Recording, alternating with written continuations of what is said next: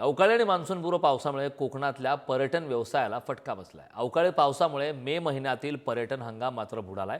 या हंगामात रत्नागिरी आणि सिंधुदुर्ग जिल्ह्यातील 10 कोटींची उलाढाल ठप्प झाली। समुद्रातील ॲडव्हेंचर स्पोर्ट्स, कयाकिंग, कांदळवन, सफारी अशा अनेक गोष्टींना ब्रेक लागलाय। याचा आढावा घेतला आमचे प्रतिनिधी राजन चव्हाण यांनी। पाहूया। रत्नागिरी जिल्ह्याला अवकाळी पावसाने अक्षरशः झोडपून काढलेले आहे। त्यामुळे इथल्या नद्या ह्या पूर्णपणे आता प्रवाहित झालेल्या आहेत।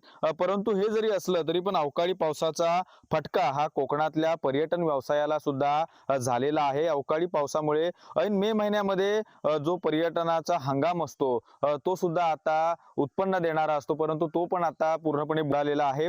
रत्नागिरी आणि सिंधुदुर्ग जिल्ह्यातील जवळपास 10 कोटींची जी उलाढाल असते, जी पर्यटनातून मिळते, ती सुद्धा ठप्प झालेली आहे। त्याच पद्धतीने समुद्रातील जे ॲडव्हेंचर स्पोर्ट्स असतात, कायाकिंग असतात, कांदळवनाची या ठिकाणी सफारी असते, यासाठी सुद्धा पर्यटक हे रत्नागिरी जिल्ह्यामध्ये येत असतात आणि त्यामध्ये सुद्धा आता पूर्ण उलाढाल ठप्प झालेली आहे। अवकाळी पावसामुळे पर्यटन ठिकाणी जी पर्यटकांची गर्दी असते त्या ठिकाणी पर्यटन स्थळ सुद्धा ओस पडलेली आहे। त्यामुळे निसर्गाचं हे अद्भुत रूप जे मे महिन्यामध्ये बघण्यासाठी पर्यटक येतात, परंतु या अवकाळी पावसामुळे हे पूर्णपणे आता ठप्प झालेले आहे। त्यामुळे उदरनिर्वाहाचं साधन असणारा, पर्यटनावर या ठिकाणी असणारा इथली कोकणी जनता आहे, त्याचं सुद्धा पूर्णपणे आता त्या जनतेचं सुद्धा नुकसान झालेलं आपल्याला दिसून येत आहे। राजन चव्हाण, पुढारी न्यूज, रत्नागिरी।